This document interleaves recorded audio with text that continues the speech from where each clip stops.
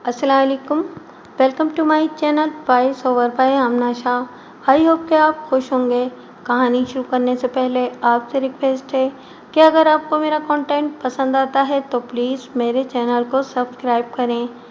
आइए इंस्पेक्टर अहमद यार खान की एक और सनसनीखेज तफ्तीशी कहानी सुनते हैं। कत्ल की ये वारदात हिंदुस्तान के शहर सहारनपुर की है। मुझे इस थाने का एसएचओ बने 1 साल गुजर गया था। सहारनपुर अमनो अमान वाला शहर था। छोटे बड़े जुराइम होते थे लेकिन कम। कत्ल की वारदात कभी कभार होती थी। वो हिंदुओं की अक्सरियत का इलाका था। हिंदू फरेबकारी और मकारी कर सकता है और हिजूम की सूरत में मुसलमानों पर हमला करके खून खराबा किया करता है। जहाँ तक कत्ल की वारदात का ताल्लुक है, ये जुर्म मुसलमानों के हिस्से में आया है। कत्ल की ये वारदात जो सुनाने लगा हूँ मुसलमानों की वारदात थी।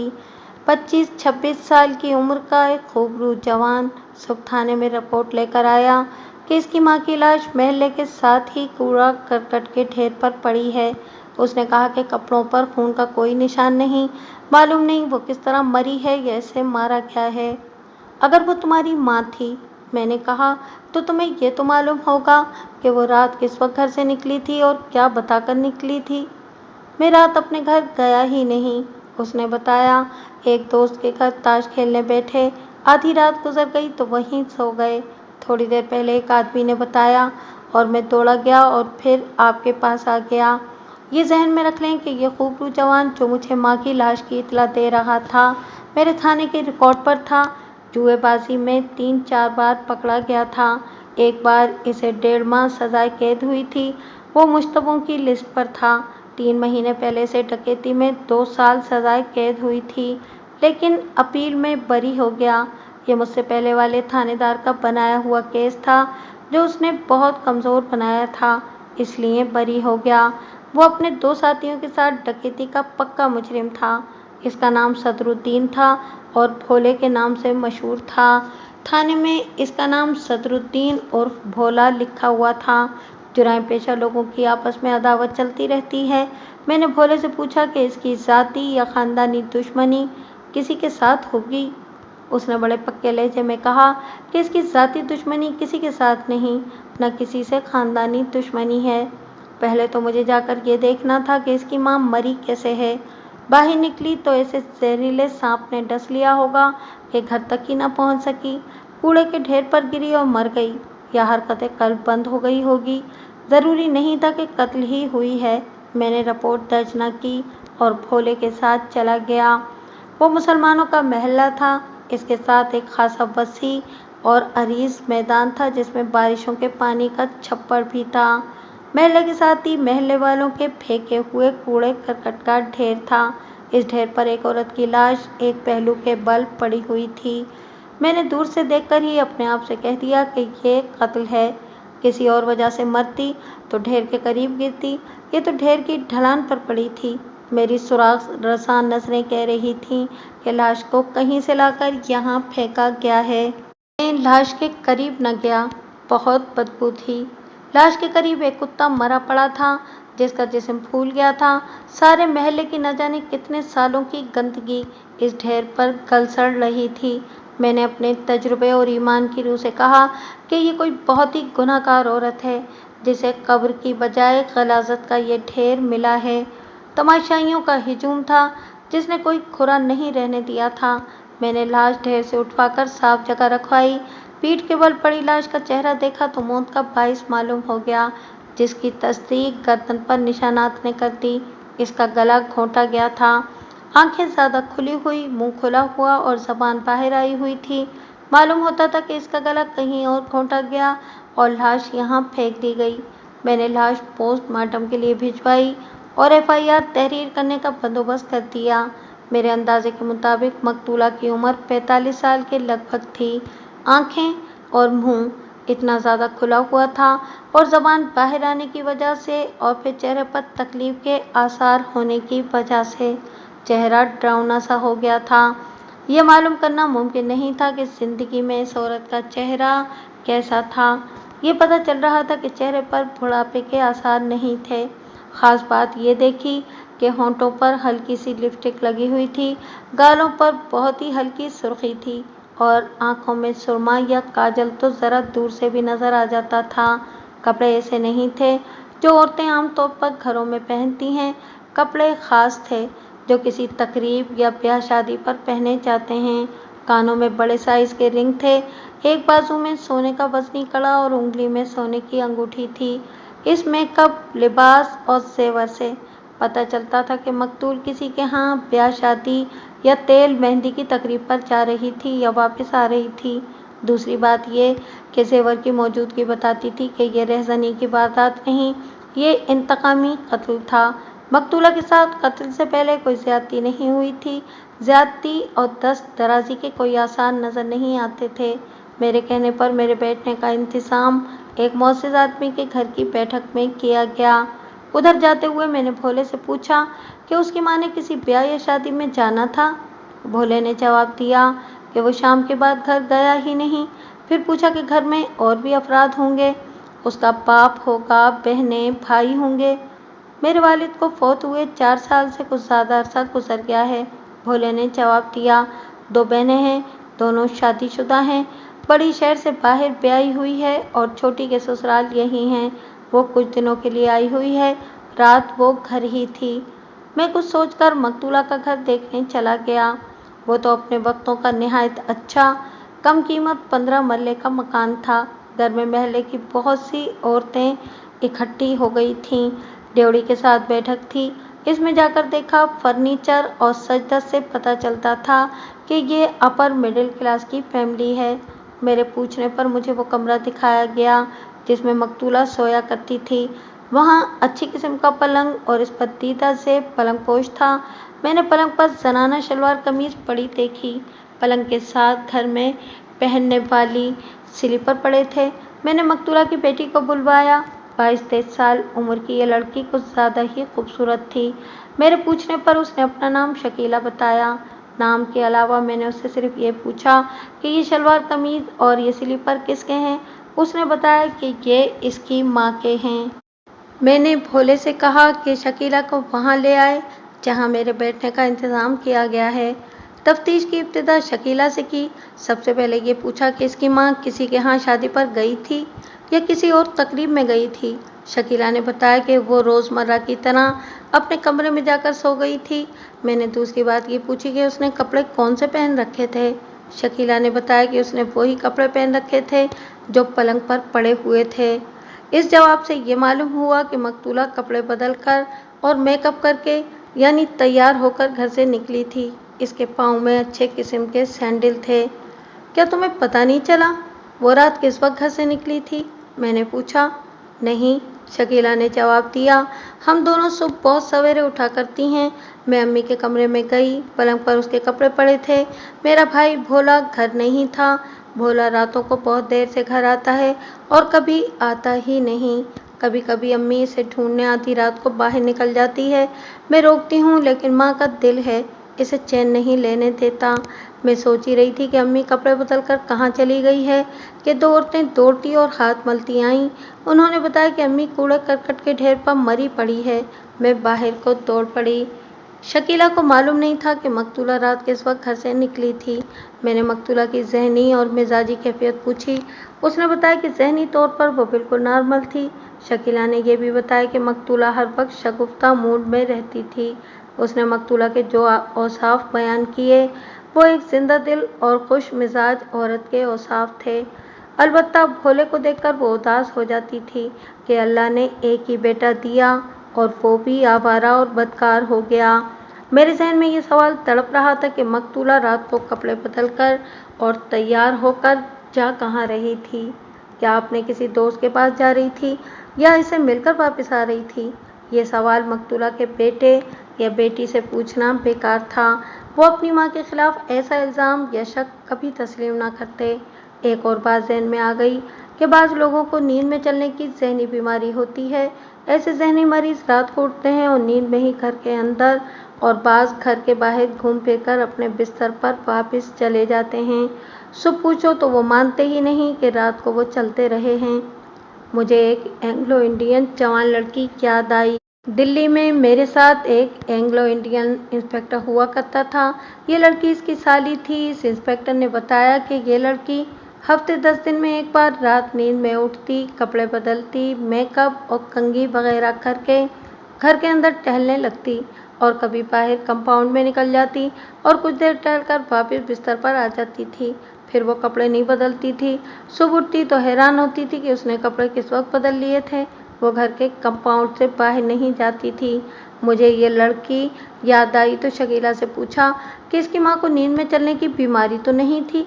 शकीला ने वाज़ेह अल्फाज में जवाब दिया कि मकतूला में ऐसी कोई बीमारी नहीं थी, बड़ी पुरसुकून नींद सोया करती थी। याद करो शकीला, मैंने कहा, अपने भाई को तुम जानती हो, उसने किसी के साथ कोई बदमाशी की होगी, किसी की बहू बेटी की इज्जत पर हाथ डाला होगा। माँ ने तुम्हारे भाई भोले की वकालत की होगी और लड़की वालों की बेइज्जती कर दी होगी। लड़की वालों ने इस तरह इंतकाम ले लिया। ऐसा कोई वाकया नहीं हुआ, शकीला ने कहा। ऐसा वाकया मामूली नहीं हुआ करता। हुआ होता तो सारे मोहल्ले को पता चल जाता। दूसरी बात यह कि भोला मोहल्ले में बदमाशियां नहीं करता, बल्कि मोहल्ले में कोई और आकर बदमाशी करे तो भोला उसकी हड्डी पसली एक कर देता है। ऐसे वक्त पूरा मोहल्ला भोले के साथ होता है। आप मोहल्ले में किसी से भी पूछ लें, मेरी माँ किसी के साथ लड़ाई झगड़ा करने वाली औरत थी ही नहीं। मैंने शकीला को बहुत खंगाला, ऐसी बातें भी की जो इसे सोचने में मदद दे सकती थीं, लेकिन वो तो कोरी तख्ती साबित हुई। उसके मुसलसल आंसू बह रहे थे। माँ का कत्ल मामूली सदमा नहीं था। कभी तो बोलते बोलते वो सिसकियाँ लेने लगती थी। इसे मज़ीद परेशान करना मुनासिब ना समझा और उठा दिया। मैं जानता था कि मुझे मकतूला और उसके ख़ानदान के मुतालिक मेरे काम की मालूमात कहाँ से मिलेंगी। एक तो यह आदमी था जिसने मुझे अपनी बैठक में बिठाया था। ये इस नस्ल का मोअज़्ज़िज़ आदमी था जिसके मुतालिक मेरी और दूसरे इंस्पेक्टर साहिबान की तफ्तीशी कहानियों में अक्सर जिक्र आता है।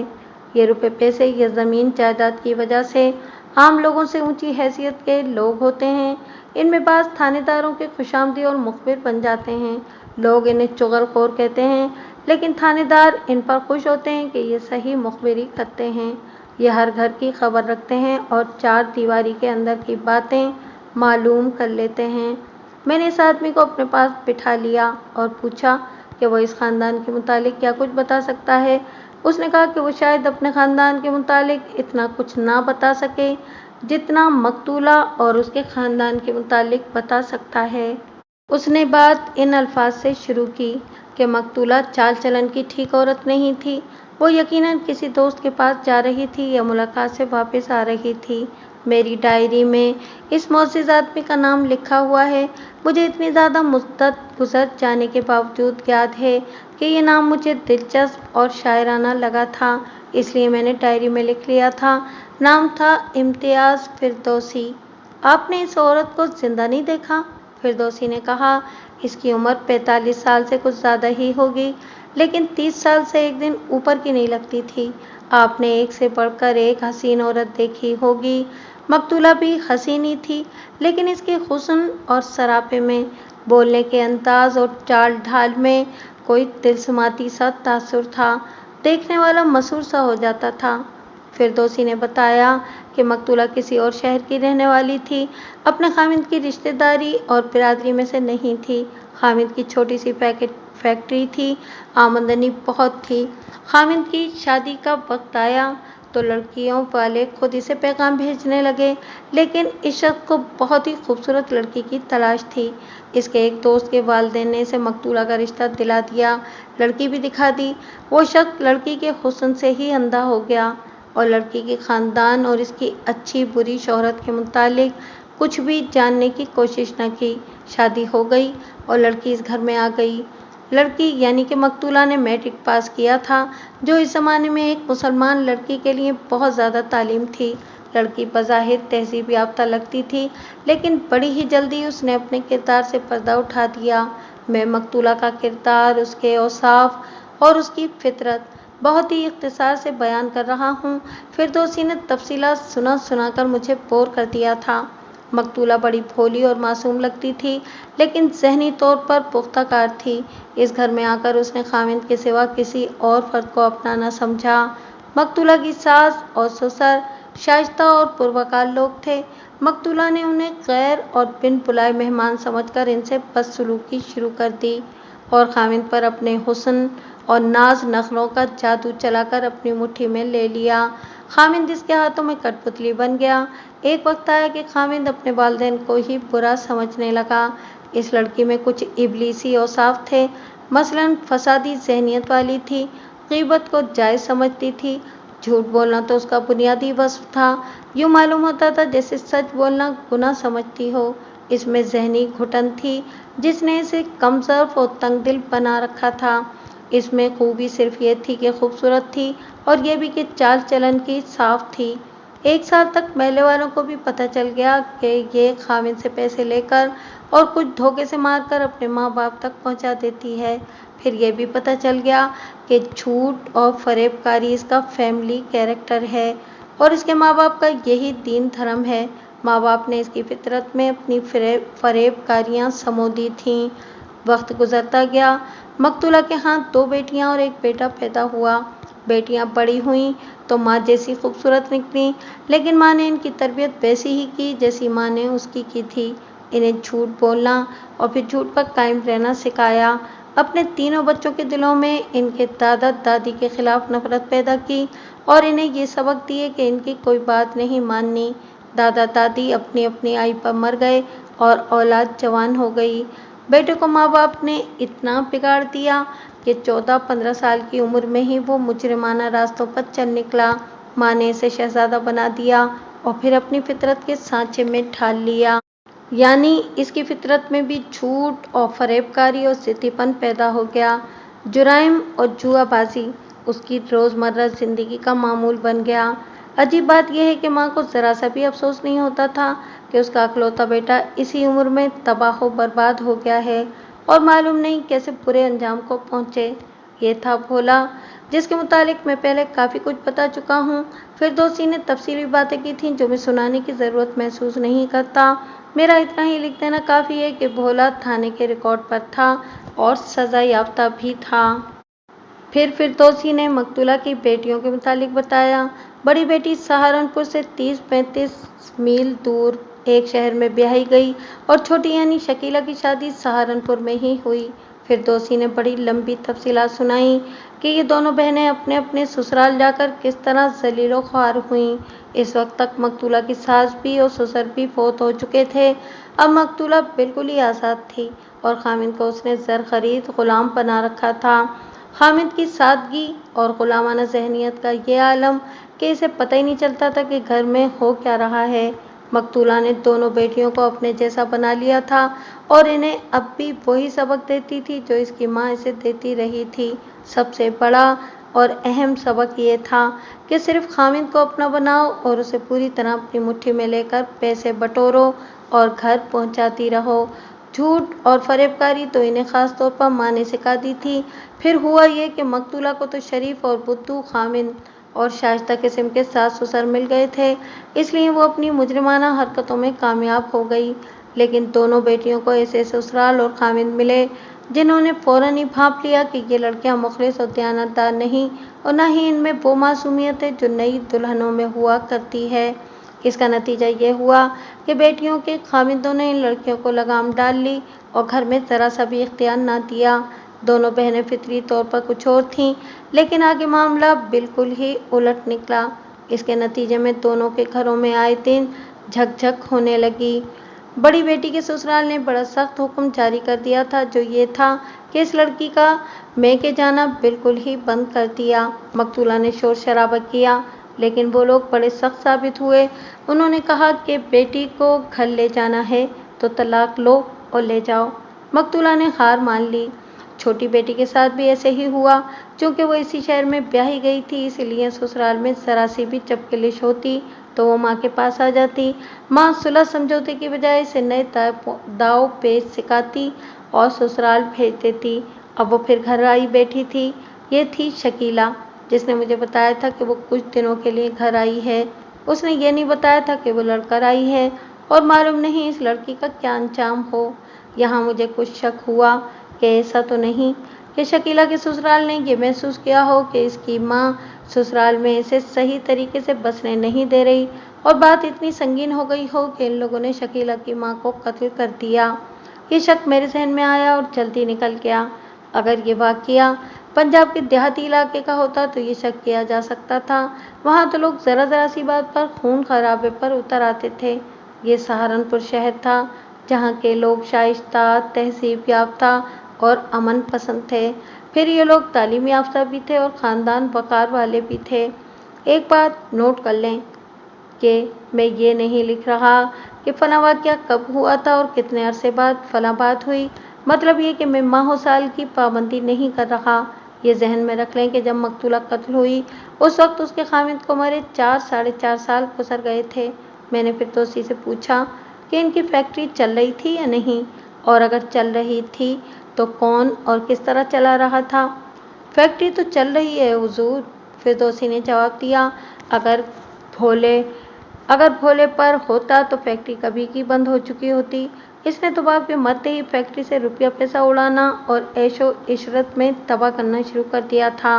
मकतूला ने फैक्ट्री को चालू रखा, लेकिन पराए नाम। अब फिरदौसी ने एक नई बात सुनाकर मुझे चौंका दिया।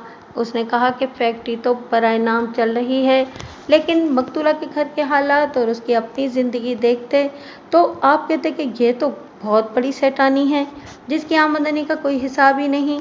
फिरदौसी ने बताया कि फैक्ट्री की बजाय मकतूला ने अपने हुस्न जवानी और अपने दिलकश जिस्म को चला लिया था। उसने खामिद की ज़िंदगी में ही एक जवां साल मुसलमान ताजिर के साथ ताल्लुकात पैदा कर लिए थे। ये ताजिर यहीं मौजूद है और ये मकतूला के खामिद का दोस्त था और इनके घर आता जाता रहता था। देखने वाले बताते थे कि वो जब मकतूला के घर आता था तो मकतूला खामिद को खड्डे लाइन लगाकर इस दोस्त की खातिर तवाज़ो करती थी। वही मकतूला जिसमें इतनी ज़हनी घुटन थी कि महल्ले की औरतों से भी मिलने मिलाने से गुरेज करती थी, ऐसी आज़ाद ख्याल हो गई जैसे इसने मर कर नया जन्म लिया हो। इसने महल्ले के हर घर में आना जाना शुरू कर दिया और इसमें ऐसी शगुफ्ता मिजाजी पैदा हो गई कि औरतें जैसे भूल ही गई हों कि ये तो बड़ी झूठी सियासतबाज और मक्कार औरत है। मुख्तसर ये कि सारे महल्ले में औरतें और कुछ मर्द भी मकतूला की खुश मिजाजी के गिरविदा हो गए। खामिद की वफ़ात के वक्त मकतूला की उम्र 40 साल के लगभग थी, लेकिन यूँ लगता था जैसे खामिद के मरने से वो जवान हो गई हो। हल्का हल्का मेकअप करके और निहायत अच्छे कपड़े पहन के बाहर निकलती थी। फिरदौसी जब मुझे मकतूला की ये बातें सुना रहा था कि वो जवान होती जा रही थी तो मैं इस सोच में पड़ गया कि ये औरत किस तरह बुढ़ापे की तरफ जाने के बजाय वापस जवानी की तरफ आ गई थी। वजह बड़ी साफ है, इंसान बेहिस और बेगैरत हो जाए तो इसे सबसे पहला फ़ायदा ये मिलता है कि इसकी सेहत नहायत अच्छी हो जाती है। इंसान हसास हो जाए और ज़रा ज़रा सी बात महसूस करने लगे तो वो जलता और कुड़ता है, और ये तो आप जानते ही हैं कि जलना और कुड़ना जवानी में ही बूढ़ा कर देता है। फिरदौसी ने बताया कि मकतूला ने शर्म व हया उतार फेंकी थी, लेकिन शर्म व हया की अदाकारी ऐसी खूबी से करती थी कि देखने वाले मुतासिर हो जाते थे। मकतूला ने जैसे दोस्त बनाया था वो ताजिर था और उसके बाप की ठेकेदारी भी थी। मकतूला ने उसके साथ खुलेआम दोस्ती रखी और उसे खूब लूटा। फिरदौसी के कहने के मुताबिक सारा महल्ला जानता था कि मकतूला अपने इस नाजायज़ दोस्त से नकद के अलावा कितने कीमती तोहफे वसूल करती रही है। ये दोस्ती 2-2.5 साल चली। गालिबन इस जवां साल ताजिर के बाप ने ये दोस्ती तुड़वाई थी। बाप ने देख लिया होगा कि बेटा कारोबार को तबाह कर रहा है। 3-4 महीनों बाद मकतूला को एक और शिकार मिल गया। ये पहले शिकार से ज़्यादा मोटा था। ये नई दोस्ती अभी तक चल रही थी। इस नए दोस्त का शुमार जागीरदारों में होता था। शहर के करीब से उसके सब्जियों और फलों के बागात शुरू होते थे और इससे आगे इसकी ज़रई ज़मीन शुरू होकर बहुत दूर जाकर ख़त्म होती थी। मालूम नहीं इसके ख़ानदान में कोई नवाब हो गुज़रा था या नहीं। बहरहाल वो अपने आप को नवाबज़ादा कहलाता था। अपना पूरा नाम नवाबज़ादा हामिद अली ख़ान लिखा करता था। मेरे साथ इसकी दोस्ताना राहो रस्म थी। ये इसलिए नहीं थी कि मैं इसे बहुत बड़ा जागीरदार समझकर दोस्त बनाना चाहता था, बल्कि इसे मेरी दोस्ती की ज़रूरत महसूस हुई थी। यूँ कह लें कि वो मलिक अहमद यार खान का नहीं, बल्कि एक थानेदार का दोस्त था। یہ کوئی دلی دوستی نہیں تھی، لیکن میں اسے دلی دوستی کا تاثر دے کر اپنا مخبر اور چغل خور بنا چکا تھا۔ جیسا کہ میں پہلے کہہ چکا ہوں کہ اس قسم کے افراد پولیس کی خوشنودی کے طلبگار ہوتے تھے اور تھانے داروں کی دوستی کی قیمت مخبری اور چغل خوری کی صورت میں ادا کرتے تھے۔ میں جانتا تھا کہ یہ نواب زادہ عیاش آدمی ہے۔ اس کی عمر 50 سال کے لگ بھگ تھی۔ ایک اور بات یاد آ گئی ہے، میں نے جب اس تھانے کا چارج لیا تھا تو یہ نواب زادہ آموں کا ٹوکرا لایا تھا جو میں نے قبول نہیں کیا تھا۔ مجھے پہلے روز ہی بتا دیا گیا تھا کہ مجھ سے پہلے کے تھانے داروں کو یہ خوب کھلاتا پلاتا تھا اور ہر تھانے دار کو اپنی مٹھی میں لے لیتا تھا۔ میں نے اسے مٹھی میں لے لیا۔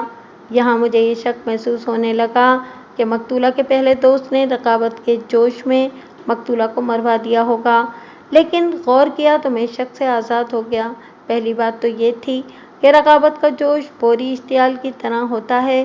2-2.5 سال گزر جانے کے بعد رقابت کا جوش دل سے نکل چکا ہوتا ہے۔ یہاں سچی محبت کا تو معاملہ ہی نہیں تھا، یہ ناجائز تعلقات کا معاملہ تھا۔ پہلے دوست نے مقتولہ جیسی کسی عورت کے ساتھ یاری لگا لی ہوگی یا معاملہ کچھ اور ہی تھا۔ فردوسی کا کہنا تھا کہ نواب زادہ حامد علی خان نے 3-4 جرائم پیشہ گنڈے پال رکھے تھے۔ یہ میرے لیے کوئی نئی بات نہیں تھی، یہ تو میں نہایت اچھی طرح جانتا تھا۔ فردوسی سے میں نے کہا کہ کسی ایسے آدمی کو میرے پاس بھیج دو جو تم سے زیادہ باتیں بتا سکے۔ وہ فوراً اٹھا اور 15-20 منٹ بعد اسی نسل کا ایک اور معزز آدمی میرے پاس آ بیٹھا۔ اس نے بتایا کہ وہ نواب زادہ حامد کے گھر کے حالات سے اچھی طرح واقف ہے۔ اس شخص نے مقتولہ اور اس کے خاندان کے متعلق 100% وہی باتیں سنائیں جو فردوسی نے سنائی تھیں، ذرا سی بھی کمی بیشی نہیں تھی۔ اس سے فردوسی کے بیان کی خاطر خواہ تصدیق ہو گئی۔ نواب زادہ کے گھر کے جو حالات اس نے بتائے وہ یوں تھے کہ نواب زادہ کی بیوی نواب زادہ اور مقتولہ کی دوستی کے سخت خلاف تھی اور ان کے گھر میں میاں بیوی کے لڑائی جھگڑے چلتے رہتے تھے۔ نواب زادہ اور مقتولہ کی دوستی ڈھکی چھپی رہی ہی نہیں تھی۔ نواب زادہ جب چاہتا مقتولہ کے گھر جاتا اور مقتولہ کو نواب زادہ کے باغات میں جاتے اکثر دیکھا گیا تھا۔ نواب زادہ کے 2 سالے تھے، دونوں جوان اور شادی شدہ تھے۔ وہ نواب زادہ جتنے بڑے زمیندار تو نہیں تھے، لیکن ان کا زمیندارہ معمولی بھی نہیں تھا۔ اصل بات یہ تھی کہ یہ دونوں بھائی معاشرتی طور پر بھی اچھی حیثیت رکھتے تھے اور غنڈہ گردی میں ان کا ایک مقام تھا۔ اس معزز آدمی نے بتایا کہ ان کی دوستی نامی گرامی غنڈوں کے ساتھ ہے۔ ان میں اتنی طاقت اور ہمت ہے کہ نواب زادہ کے خلاف بڑی سے بڑی مجرمانہ کارروائی کر سکتے ہیں اور کرا سکتے ہیں۔ یہ انکشاف بھی ہوا کہ ان دونوں بھائیوں کی نواب زادہ کے ساتھ سلام دعا اور بول چال بند ہو گئی ہے اور نواب زادہ کی بیوی لڑ جھگڑ کر اپنے ماں باپ کے گھر آ جاتی ہے۔ برادری کے بزرگ اکٹھے ہو کر صلح صفائی کروا دیتے ہیں۔ نواب زادہ ایسا ڈھیٹ آدمی ہے کہ بزرگوں کے سامنے ہر شرط مان لیتا ہے مگر اس کے بعد پھر اپنی ڈگر پر چل پڑتا ہے۔ پتہ چلا کہ اس نے اپنی بیوی سے ایسے الفاظ بھی کہے ہیں کہ وہ اس عورت کی دوستی سے باز نہیں آئے گا اور اگر بیوی اسے زیادہ پریشان کرے گی تو وہ اس عورت کے ساتھ شادی کر لے گا۔ اب مجھے بات بنتی نظر آنے لگی۔ نظر یہی آ رہا تھا کہ مقتولہ کے نواب زادہ حامد کے سالوں نے مقتولہ کو مروایا ہے، لیکن میں انہیں کسی ثبوت اور شہادت کے بغیر پکڑنا تو درکنار تھانے بھی نہیں بلا سکتا تھا یا بلانا چاہتا ہی نہیں تھا۔ اگر میں ایسا کرتا تو وہ چوکنے ہو جاتے اور شہادت گم ہو جاتی۔ اگر میں ایسا اناڑی ہوتا تو نواب زادہ میرا دوست بھی تھا اور مخبر بھی۔ میں اس سے بات کرتا کہ اس کے متعلق یہ خبریں ملی ہیں اور یہ کہاں تک سچی ہیں، لیکن میں نے اسے ذرا بھی اشارہ نہ دیا۔ غالباً 4 بج چکے تھے۔ پوسٹ مارٹم رپورٹ آ گئی اور اس کے ساتھ مقتولہ کی لاش بھی اس کے گھر آن پہنچی اور محلے میں شور و غل برپا ہو گیا۔ موت گلا گھونٹنے سے واقع ہوئی تھی۔ موت کا وقت 11:30 اور 12 بجے رات کے درمیان لکھا گیا تھا۔ ڈاکٹر نے یہ بھی لکھا تھا کہ مقتولہ کے ساتھ کسی قسم کی زیادتی نہیں ہوئی۔ اس سے میں نے یہ رائے قائم کی کہ مقتولہ اگر اپنے دوست کے پاس جا رہی تھی تو اس تک ابھی پہنچی نہیں تھی، راستے میں ہی قتل کر دی گئی۔ میں اب کہہ سکتا تھا کہ سراغ مل گیا ہے اور اب میں ملزم تک جلدی پہنچ جاؤں گا۔ یہ کام آسان نہیں تھا۔ شہادت اور ثبوت کی فراہمی بہت ہی مشکل کام تھا۔ दोनों पार्टियां यानी कि नवाबजादा और उसके साले रुपए पैसे और असर और रसूख वाले लोग थे और वारदात जुराइम पेशा लोगों ने की होगी। बहरहाल मायूसी की कोई वजह नहीं थी। मेरे और खुफिया ज़राए भी थे। अब मेरा वहाँ बैठे रहना कोई ज़रूरी नहीं था। मैं थाने चला गया और अपने ख़ास मुखबिरों को बुलाया। ऐसी तशरीह ज़रूरी नहीं कि ये ख़ास मुखबिर कैसे थे। इनमें एक मुखबिर इस मामले में बहुत ही तेज़ निकला। वो नवाबजादा के ज़ाती और घरेलू हालात से कुछ ज़्यादा ही वाकिफ़ था। उसने तकरीबन वही बातें बताईं जो मुझे पहले ही मालूम हो चुकी थीं। इस शख्स ने एक कमाल ये दिखाया कि नवाबजादा हामिद के घर की नौकरानी को अगली रोज़ ऐसे वक्त मेरे पास ले आया जब घर में इस नौकरानी को कोई काम नहीं था। नौकरानी घर से इस तरह निकली कि घर में किसी को पता न चल सका कि वो थाने जा रही है। मेरा मुखबिर इससे तैयार करा के लाया था। ये नौकरानी बड़ी साफ सुथरी औरत लगती थी और इसके बोलने के अंदाज में खुद एतमादी और जुर्रतमंदी थी। इसके साथ बहुत सी बातें हुईं। इनमें आपके काम की बात यह है कि ये नौकरानी नवाबजादा हामिद की बीवी की राजदार थी। उसने बताया कि नवाबजादा की बीवी अच्छे किरदार और वकार वाली औरत है और इसमें इतनी ज़्यादा जुर्रत है कि लोग इसे धड़ल्ले वाली औरत कहते हैं। इसने कहा कि मकतूला नवाबजादा के बागात में कभी दिन को और कभी रात को भी जाया करती थी। नवाबजादा मकतूला को एक नौकर की ज़बानी पैगाम भेजा करता था कि फलां वक्त आना।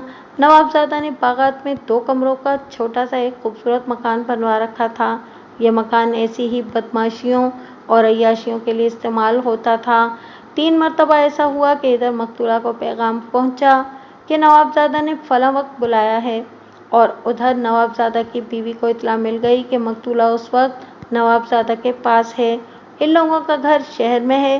तीनों बार ऐसे हुआ कि बीवी ने टांगा मंगवाया और बागात वाले मकान में पहुंची, लेकिन तीनों बार मकतूला जा चुकी थी। नवाबजादा ने टोह लगाई कि इसकी बीवी को कौन बता देता है कि मकतूला आई हुई है। नौकर चाकर रुपए पैसे और नवाबजादा की खुशनुदी के लालच में किसी का पर्दा नहीं रहने देते। नवाबजादा को आखिर पता चल गया कि जो नौकर मकतूला के पास पैगाम लेकर जाता है वही नवाब की बीवी को भी बता देता है। नवाबजादा ने इस नौकर की बहुत पिटाई करवाई और इसे नौकरी से निकाल दिया। नौकरानी ने भी बताया कि नवाबजादा अपनी बीवी को धमकियां देता था कि वो मकतूला के साथ शादी कर लेगा। नौकरानी ने इसकी बीवी से 2-3 बार कहा कि ये औरत यानी मकतूला है ही क्या, बदकार औरत है, इसका ही कुछ बंदोबस्त क्यों नहीं करा दिया जाता। नवाबजादा की बीवी ने कहा था कि नवाबजादा बाज न आया तो इस औरत को बीवी के भाई ही रास्ते से उठाकर ऐसी जगह फेंक देंगे कि वो फिर इस रास्ते पर नहीं आएगी। नौकरानी ने यह भी कहा कि नवाबजादा के ये दोनों साले कहते थे कि ये औरत अपनी मौत को आवाज़ें दे रही है, आखिर इसे ही गायब करना पड़ेगा। इस नौकरानी ने मेरा दिमाग रोशन कर दिया। उसने मिन्नत समाजत की कि मैं पता न चलने दूं कि वो यहाँ आई थी। मैंने इसे यकीन दिलाया कि इसे पर्दे में रखा जाएगा और फिर इसे थोड़ा सा नकद इनाम भी दिया। इस नौकरानी ने बड़े ही काम की बात बताई कि जिस रात मकतूला कत्ल हुई थी उस दिन नवाबजादा और उसकी बीवी का बड़ा ही ज़बरदस्त झगड़ा हुआ था। नवाबजादा बीवी को ये कहकर निकला कि वो इस घर में रहेगा ही नहीं, बागात वाले मकान में चला गया था। उसने रात भी वहीं गुजारी थी। सुबह पता चला कि मकतूला की लाश एक कूड़े के ढेर पर पड़ी मिली है। क्या इस रात मकतूला बागात में गई थी? मैंने पूछा। मुझे कुछ पता नहीं, नौकरानी ने जवाब दिया। क्या तुम्हें मालूम है कि इस नौकर के बाद मकतूला तक नवाबजादा के पैगाम कौन पहुंचाता था? नहीं, इसने जवाब दिया। इस नौकरानी से मैंने ये भी मालूम कर लिया कि जिस नौकर को मार पीट कर निकाला गया था वो अब कहाँ होगा। वो 3.5-4 मील दूर एक गांव का रहने वाला था। मैंने नौकरानी को फारिग करके इसी वक्त इस नौकर को अपने साथ लाने के लिए एक कांस्टेबल को भेज दिया। ये भी जहन में रखें कि मैंने भोले और उसकी बहन शकीला को जहन से निकाल नहीं दिया था। इनसे अभी बहुत कुछ पूछना था और कुछ शकूक मेरे जहन में मौजूद थे। नवाबजादा के निकाले हुए जिस नौकर को मैंने बुलवाया था वो सूरज गुरूब होने से कुछ पहले मेरे कांस्टेबल के साथ आ गया। बहुत ही डरा हुआ था कि न जाने अब क्या मुसीबत आन पड़े। जागीरदारों के नौकरों चाकरों की जिंदगी बड़ी ही काबिल रहम होती है। ये लोग दौलत और धौंस के नशे में इन गरीब नौकरों चाकरों से मुजरिमाना हरकतें करवाते हैं और पकड़ धकड़ तक नौबत आ पहुंचे तो इन्हीं को बेयारो मददगार आगे कर देते हैं। मैंने इस नौकर को तसल्ली दिलासा दिया, चाय पानी से तवाज़ो की और इससे मकतूला और नवाबजादा के ताल्लुकात के मुतालिक तफसीलात पूछी। इसने इन बातों की तस्दीक में बयान दिया जो नौकरानी दे गई थी। इसे नवाबजादा की बीवी पैसे देती थी, इसलिए वो इस औरत को बता दिया करता था कि इस वक्त मकतूला नवाबजादा के पास है।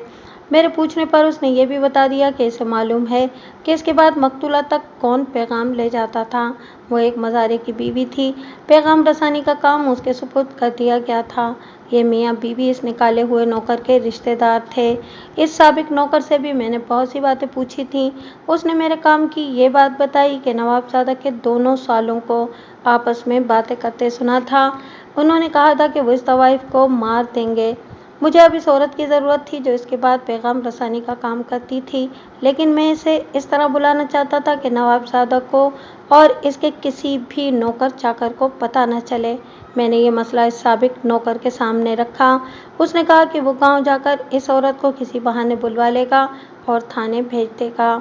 मैंने इस नौकर के साथ अपना एक ख़ास आदमी कर दिया जो पुलिस का मुलाजिम नहीं था, खुफिया तौर पर पुलिस के लिए ही काम करता था।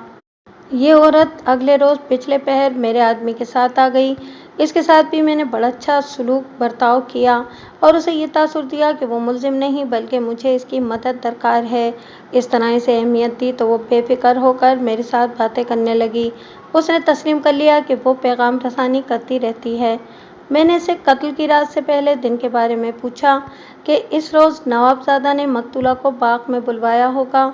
ये ख्याल मुझे इसलिए आया था कि नौकरानी ने बताया था कि इस रोज़ नवाबजादा की अपनी बीवी के साथ लड़ाई हो गई थी और नवाबजादा ये कहकर चला गया था कि वो अब इस घर में नहीं रहेगा। मैंने सोचा कि इस रात नवाबजादा ने मकतूला को ज़रूर बुलाया होगा। इस औरत ने ज़रा पसोपेश के साथ बताया कि ये ठीक है। नवाबजादा ने उसे कहा था कि वो मकतूला के यहाँ जाए और इसे कहे कि रात यहाँ ज़रूर आए।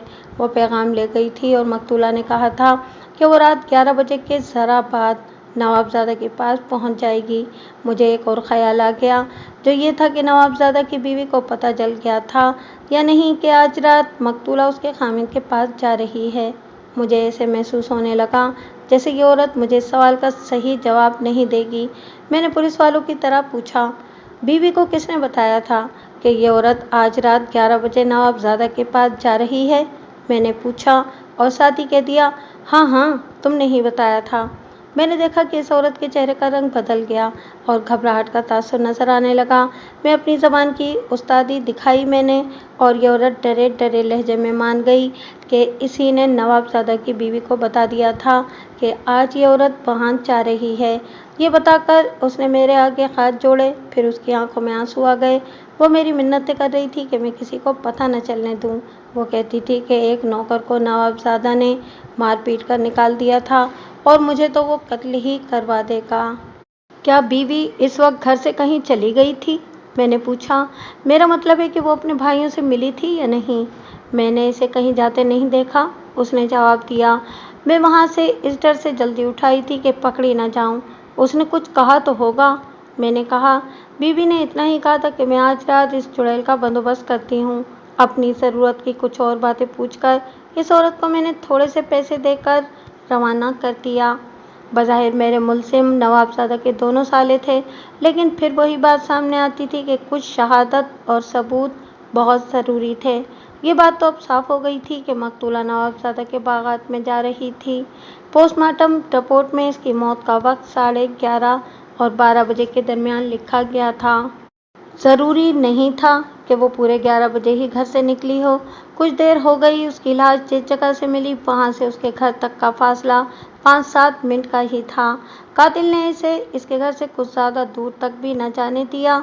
इसके चेहरे पर जो हल्का फुल्का मेकअप था और उसने अच्छी किस्म के जो कपड़े पहन रखे थे, ये सब नवाबजादा के लिए ही था। अगर वो वापसी पर कत्ल हुई होती तो मौत का वक्त 1 और 2 बजे के दरमियान होता। मुझे ये पता नहीं चल सका था कि वो नवाबजादा तक पहुंची थी या नहीं। मेरा यकीन ये था कि वहां तक वो नहीं पहुंच सकी। इस सवाल का जवाब मुझे अगले रोज़ नवाबजादा हामिद अली खान से मिल गया। मैंने अगले ही रोज़ इसे थाने बुलवा लिया। नवाबजादा साहब, मैंने बगैर किसी तमहीद के इसे कहा, वो बेचारी अब तक पहुंच ही नहीं सकी। आप इंतज़ार करते रह गए और दुश्मन अपना काम कर गए। इस अचानक हमले ने उसे बौखला दिया। पहले उसके होठों पर हल्की सी मुस्कुराहट आई, फिर उसके चेहरे पर संजीदगी छा गई। इसे पता नहीं चल रहा था कि क्या कहे और क्या करे। वो तो वादे के मुताबिक ठीक वक्त पर घर से निकली थी। मैंने कहा, आपको मालूम है उसे किसने कत्ल किया है? आपको पहले रोज़ ही मेरे पास आ जाना चाहिए था। अगर आपके साथ उसकी जायज़ या नाजायज़ दोस्ती थी तो ये कोई जुर्म नहीं। मैं तो कत्ल की तफ्तीश कर रहा हूँ। यह खुद साख्ता नवाबजादा अपनी हैसियत के मुताबिक रौबदार और पुरवकार लहजे में बात किया करता था, लेकिन इस वक्त लगता था कि मर ही गया हो। एक और पहलू पर भी गौर करें। अगर मैं इसके आमों के टोकरे खाता रहता और पहले थानेदारों की तरह इसकी नवाजिशों तले दबा हुआ होता तो इसके आगे मेरा सर झुका हुआ होता और ये शख्स मुझे अपने मतलब के मशवरे दे रहा होता। मैं सोच रहा हूँ मलिक साहब, उसने दबी दबी आवाज़ में कहा। एक तरफ ये औरत है जो मेरी दोस्त थी और दूसरी तरफ मेरी बीवी है। बीवी के भाई हैं। मैं जानता हूँ कि कत्ल उन्होंने ही करवाया है। यह आप कैसे कह सकते हैं? मैंने पूछा। क्या आप कोई ठोस इशारा दे सकते हैं? हमारे नौकर बड़े खबीस हैं, उसने कहा। मेरा पैगाम इस औरत को दे आते और मेरी बीवी को भी बता देते थे। बीवी नौकरों मज़ारों के साथ अपने बच्चों जैसा प्यार करती है, इसलिए इनकी दिली हमदर्दी वफादारी उसी के साथ है। उसने अपने नौकरों और नौकरानियों की गद्दारी की वही बातें सुनाई जो मुझे पहले ही मालूम हो चुकी थीं। मैं अनजान बनकर सुनता रहा। उसने आखिर में कहा कि उसे अपने दोनों सालों पर शक है। वो हर जगह कहते फिरते थे कि नवाबजादा पास न आया तो वो खुद बाज करा लेंगे। क्या उन्होंने बताया नहीं कि वो बाज कराने के लिए क्या कार्रवाई करेंगे? मैंने पूछा। नहीं, नवाबजादा ने जवाब दिया। मुझ तक इनकी जो धमकियां पहुंची वो यही थीं। अपने नौकरों से पता चला था कि मेरी बीवी और वो कहते हैं कि इस औरत को गायब कर देंगे। मेरे पास नवाबजादा के सालों के खिलाफ सिवाय शक के और दूसरों से सुनी हुई बातों के सिवा कोई शहादत नहीं थी, लेकिन मैं और ज़्यादा इंतज़ार भी नहीं कर सकता था। नवाबजादा से मैंने एक आखिरी सवाल किया। ज़रा याद करके बताएं, मैंने पूछा। मकतूला ने कभी आपको बताया था कि आपकी बीवी या इसके भाइयों की तरफ से इसे कोई धमकी मिली थी? नहीं, उसने कहा और चौंक कर चुप हो गया, जैसे इसे कुछ याद आ गया हो। ज़रा सोचकर बोला, याद आया। 2 बार मकतूला ने मुझे बताया था कि उसके बेटे भोले ने उसे कहा कि नवाबजादा के हाथ जाना छोड़ दो। पहली बार माँ ने कुछ बातें कहकर टाल दिया, लेकिन दूसरी बार भोले ने माँ को धमकी दी कि उसने नवाबजादा से मिलना ना छोड़ा तो वो उसका गला घोंट देगा। माँ अपने बेटे की इस धमकी पर परेशान होगी। मैंने कहा, इसने कुछ तो कहा होगा। कुछ भी नहीं, नवाबजादा ने कहा। इतना ज़रूर कहा था कि चर्स के नशे में ऐसी ही बातें किया करता है। नवाबजादा ने मुझ पर यह ज़ाहिर किया था कि मकतूला ने अपने बेटे की धमकी को ज़रा सी भी अहमियत नहीं दी थी, लेकिन मेरी सुराग रसानी की हिस्स बेदार हो गई। मैं भोले की हिस्ट्री जानता था। कोई ये कहता कि अपनी माँ का कातिल उसका बेटा भोला ही है तो मैं ज़रा सा भी हैरान न होता। आम लोगों का ख्याल ये होता है कि जुराइम पेशा लोगों में गैरत होती ही नहीं। आजकल का मामला कुछ और होगा, लेकिन मैं जिस वक्त की बात कर रहा हूँ उस वक्त जुराइम पेशा लोग अपने आप को इसी तरह बाइज़्ज़त और बागैरत समझा करते थे जिस तरह शरीफाना पेशों के लोग अपने आप को समझते थे। शरीफ आदमी की गैरत पर ज़द पड़ती तो वो शरीफाना तर्ज अमल इख्तियार करते थे, लेकिन जुराइम पेशा लोग फौरी और इंतहाई बुरा इंतकाम लेते थे। मैंने भोले को अपने ज़हन में एक अहम मुश्तबा करार दे लिया और ये सोच लिया कि थोड़ी सी शहादत मिल जाए तो इसे शामिल तफ्तीश कर लूँगा। नवाबजादा को मैंने चलता किया और उसके दोनों सालों को थाने बुलवाया। नवाबजादा की बीवी को भी थाने तलब करना था, लेकिन मेरी कोशिश ये थी कि वहाँ तक नौबत न आए। घंटे सवा घंटे तक दोनों भाई आ गए। नवाबजादा के साथ मेरी इतनी ज़्यादा बातें हुई थीं कि कुछ बातें ज़हन से निकल ही गईं। इसके दोनों सालों को अपने सामने बैठे देखा तो मुझे याद आया कि मैंने नवाबजादा को इसके इन सालों की धमकियां याद दिलाई थीं और पूछा था कि इनमें इतनी जुर्रत और हिम्मत है कि कत्ल की वारदात कर सकें। हाँ साहब, नवाबजादा ने कहा था, हैं तो हिम्मत वाले लोग, लेकिन इतनी हिम्मत और जुर्रत नहीं रखते कि मेरी दोस्त को कत्ल कर दें। वो जानते हैं कि मेरे पास रुपया पैसा भी है, पुलिस के साथ भी मेरी दोस्ती है और ज़िले का डिप्टी कमिश्नर भी मेरे हाथ में है, और फिर गुंडों और बदमाशों की जो ताकत मेरे हाथ में है, इसका वो मुकाबला नहीं कर सकते। ये नवाबजादा की बात थी, लेकिन सताया हुआ और ज़ख्म खुर्दा आदमी वक्ती तौर पर अकल का अंधा और दिलेर हो जाया करता है। मैंने दोनों भाइयों के चेहरों का जायज़ा लिया। वो अमीर ज़मींदार थे, इसलिए चेहरों पर रौनक थी और घबराहट या तज़ब्ज़ुब का हल्का सा तासुर भी नहीं था। मैंने दोनों भाइयों से दोस्ताना अंदाज में बात की।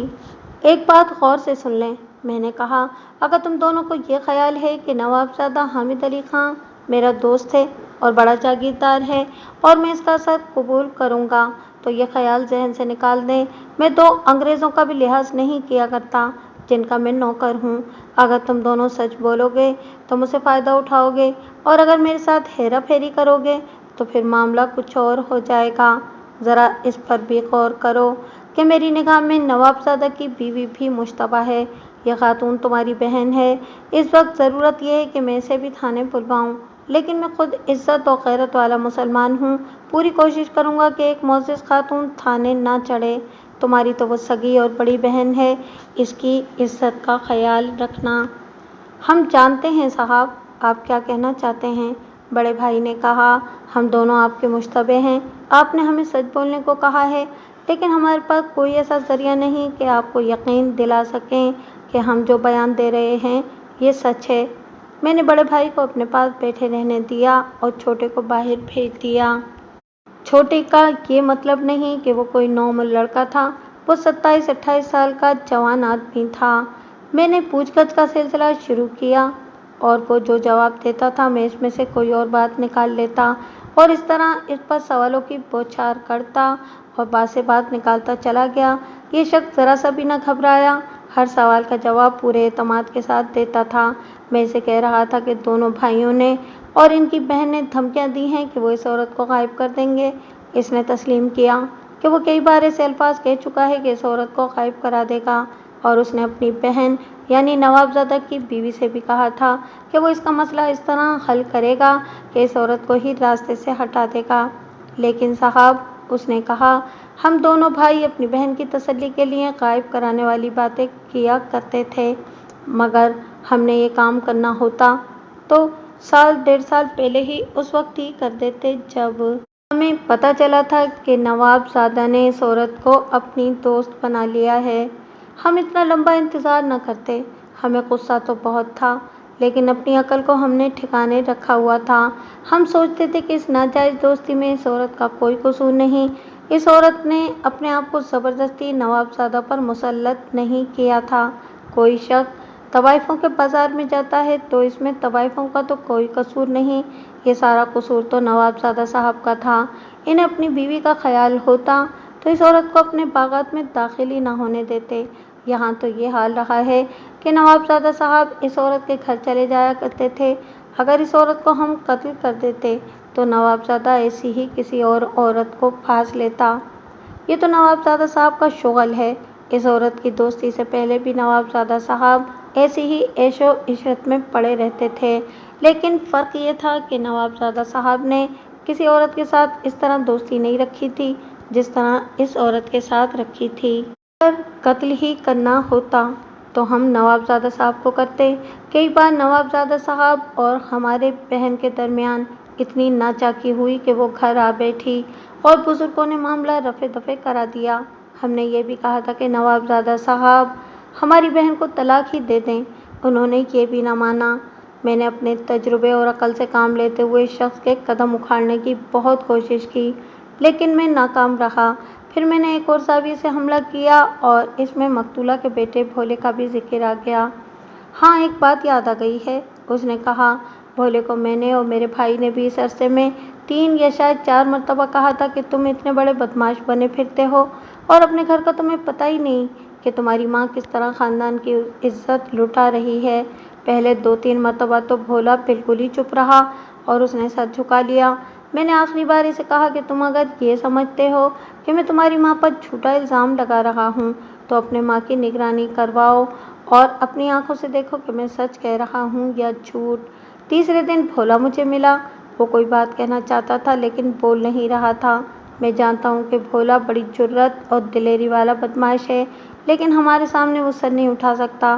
मैंने इसे चुप देखा तो कहा, क्या बात है भोले, अगर मैंने झूठ बोला था तो साफ कह दो, फिर देखना कि मैं तुम्हारी माँ को इस दुनिया से किस तरह उठाता हूँ।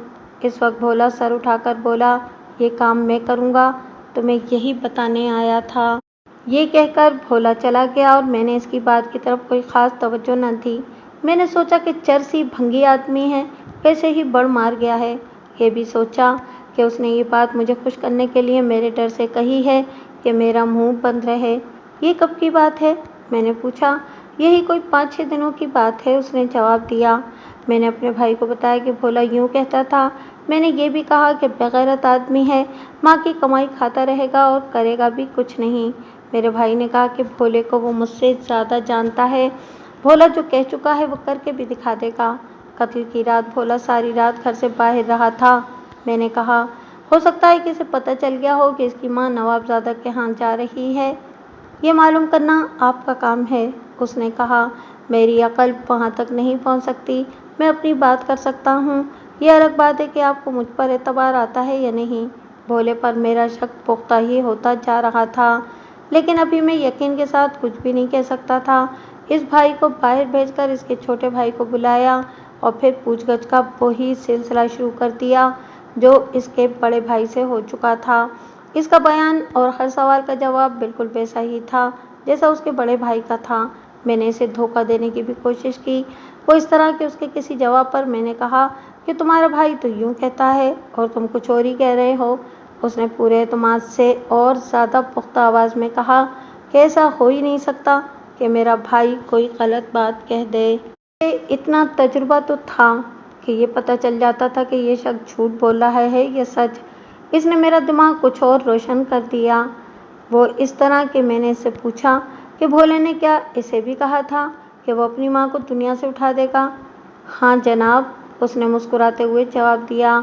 इसने जब ये अल्फाज कहे थे तो मैंने इसे इसकी माँ के खिलाफ भड़काना शुरू कर दिया और यहाँ तक कहा कि तुम्हारी माँ तुम्हारी बहन को भी अपने रास्ते पर चला रही है या चलाने की कोशिश कर रही है।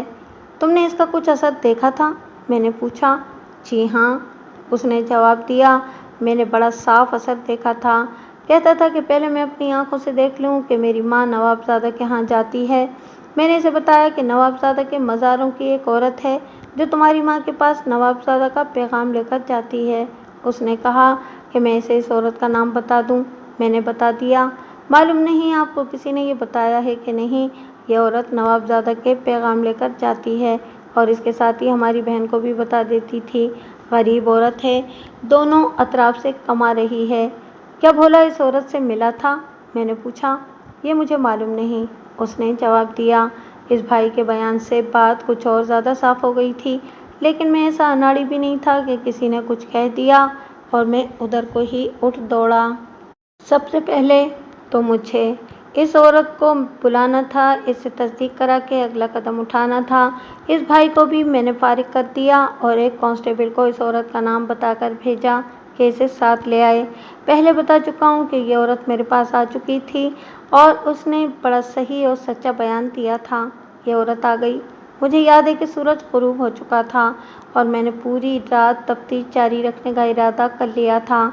इस औरत से मैंने पूछा कि उसने क्या भोले को बताया था कि आज रात उसकी माँ नवाबजादा के पास जा रही है। उसने बिला पसोपेश कहा कि भोले को उसने बताया था। क्या भोला तुम्हें पहले से जानता था? नहीं जी, उसने जवाब दिया। मेरे खामिद को कोई आदमी मिला था, खामिद के कहने पर मैं भोले से मिली थी। भोले ने जो पूछा वो मैंने बता दिया।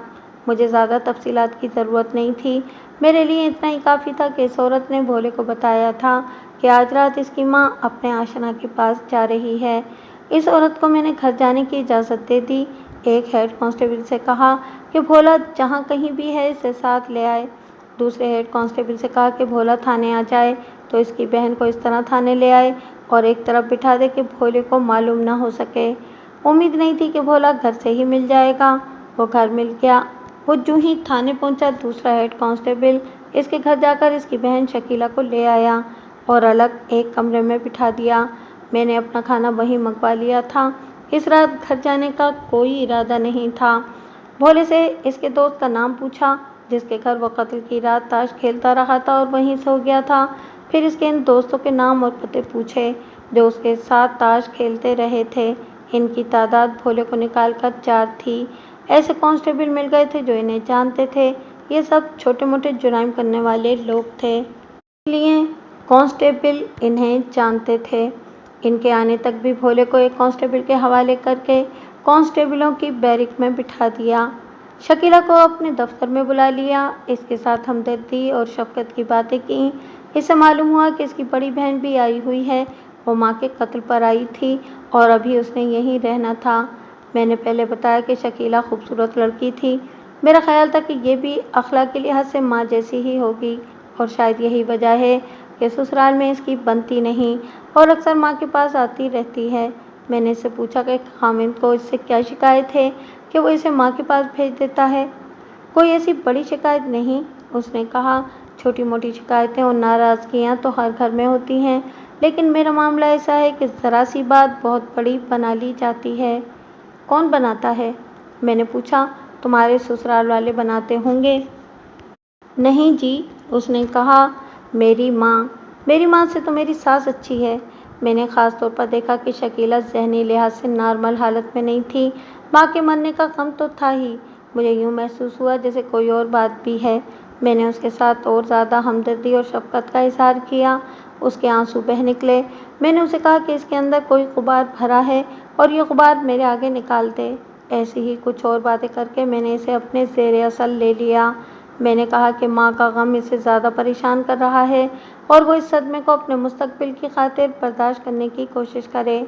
माँ के मरने का गम तो है, उसने बड़ी ही उदास आवाज़ में कहा, लेकिन मेरे दिल की बात पूछे तो मैं कहूँगी कि माँ की मौत मेरे मुस्तक़बिल के लिए अच्छी ही होगी। मेरा ख्याल दुरुस्त निकला।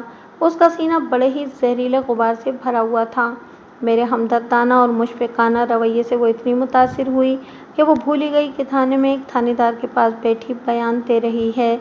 उसने बड़ी लंबी बात सुना दी जो मुख्तसरन इस तरह है कि माँ ने उसकी शादी तो कर दी, लेकिन इसे सबक इस तरह के दिए कि ससुराल में सिर्फ अपने खामिद को अपना समझे और बाकी सबके साथ ऐसा सलूक करे जैसे वो इस घर में बिन बुलाए आन घुसे हों।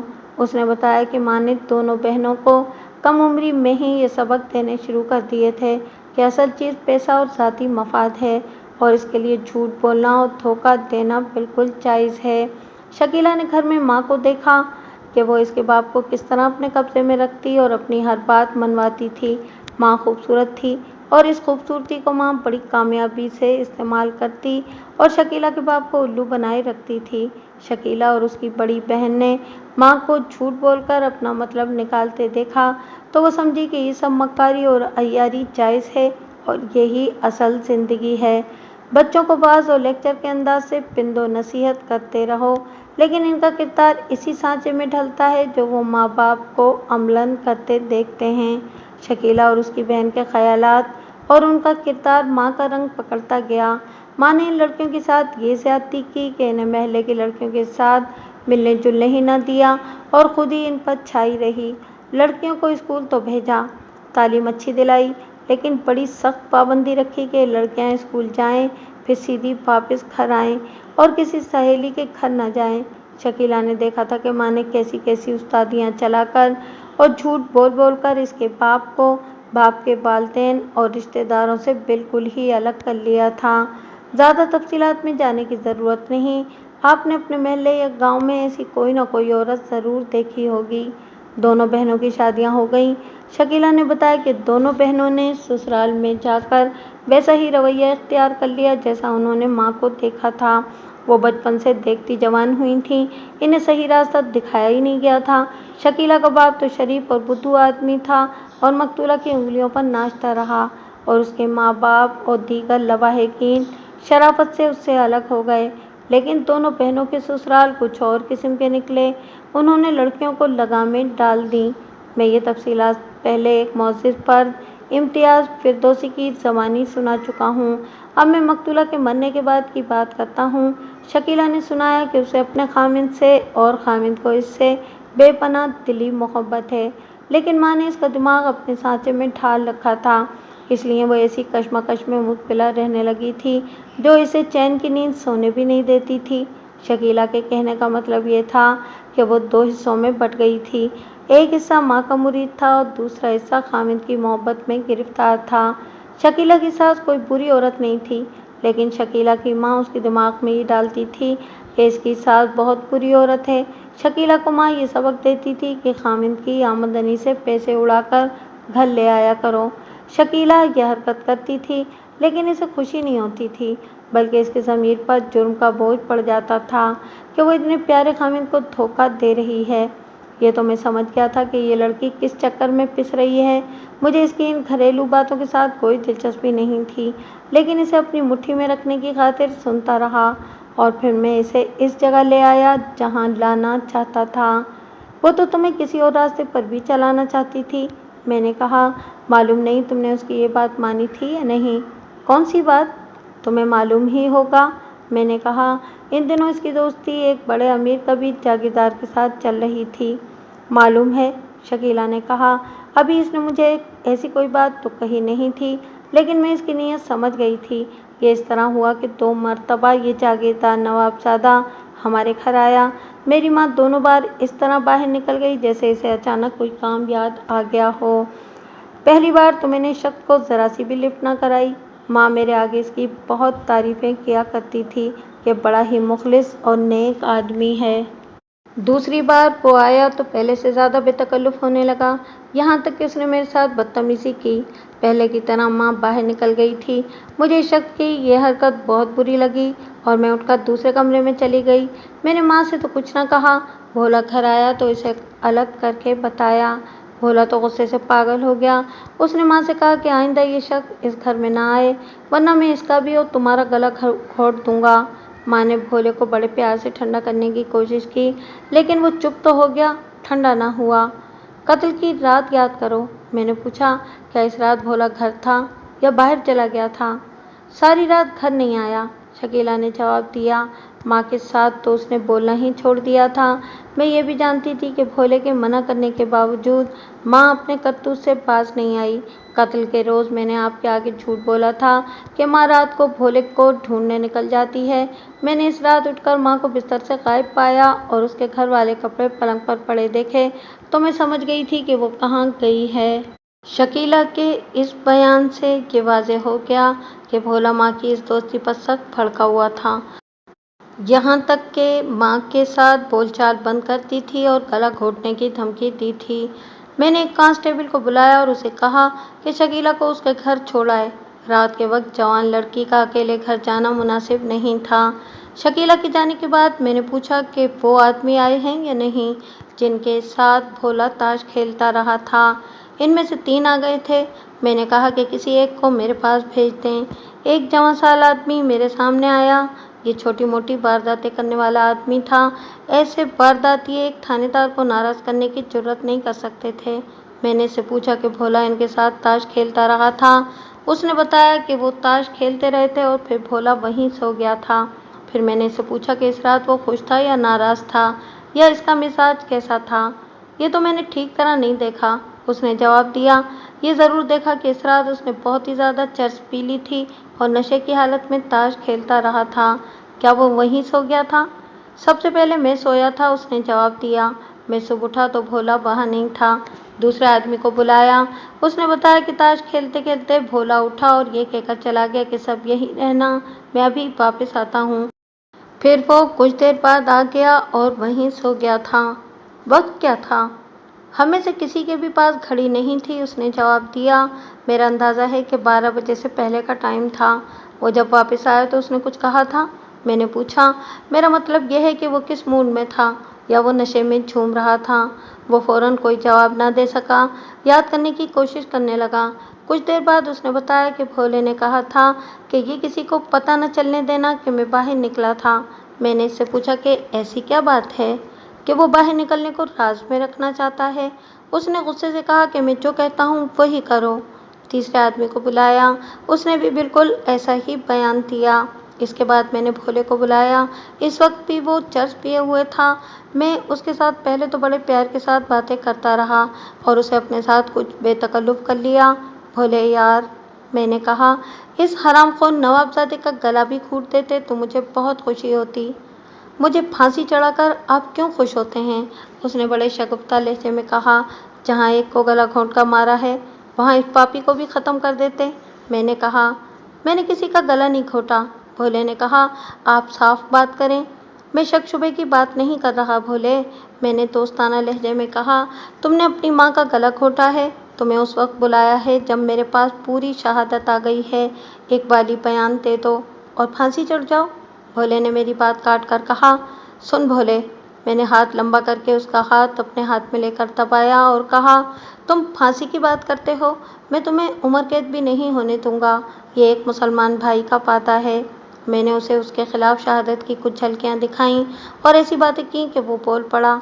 इसे कोई धमकी न दी, न कोई लालच दिया, बल्कि इसकी गैरतमंदी की तारीफें की और उसके जज्बात को इतना भड़काया कि वो बोल पड़ा। वाली बयान देते हुए उसने अपनी माँ की वही खसलतें और वही फितरत बयान की जो मैं तफसील से बयान कर चुका हूँ। इसे माँ ने जिस तरह बिगाड़ा, ख़राब किया, झूठ और मक्कारी सिखाई, वो सब इसने सुनाया और अपनी बर्बादी का जिम्मेदार माँ को ठहराया। और फिर जो बात उसे पागल कर गई, वो माँ की नाजायज़ दोस्ती थी और माँ इसकी बहन को भी इस नवाबजादे की दोस्त बनाने की कोशिश कर रही थी।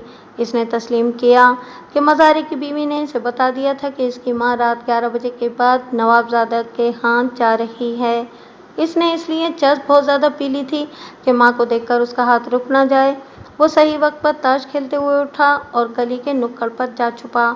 उसने माँ को गली में आते देखा। भोला पीछे हट गया। माँ गली का मोड़ मुड़ गई तो भोले ने पीछे से उसका गला दोनों हाथों में दबोचा। माँ ने अपने दोनों हाथों से भोले की दोनों कलाइयाँ पकड़ लीं। भोले के हाथों का शिकंजा तंग होता चला गया। इसकी माँ के दोनों हाथ नीचे गिर पड़े तो भोले ने माँ को गिरने न दिया। इसे यकीन हो गया था कि माँ मर चुकी है। इसे भोले ने कंधे पर डाला और कूड़े करकट के ढेर पर चढ़कर लाश वहाँ फेंकी और अपने दोस्तों के पास चला गया। मैंने भोले को हवालात में बंद कर दिया। अगले रोज़ उसने मजिस्ट्रेट के सामने एक पाली बयान लिखवा दिया। मैंने अहद कर लिया था कि इसे ज़्यादा सज़ा नहीं होने दूंगा। मैंने फौरी इश्तियाल का मुकदमा बनाया, यानी कत्ल का बाइस फौरी इश्तियाल लिखा और तमाम शहादत इस तरह तैयार की जिससे फौरी इश्तियाल साबित होता था।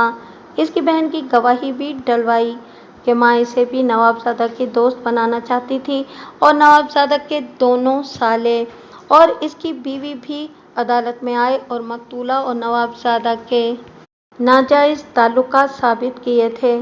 ये कोई पुलिस ऑफिसर ही समझ सकता है कि ऐसा मुकदमा तैयार करने में किस कदर मेहनत और अकल की ज़रूरत होती है।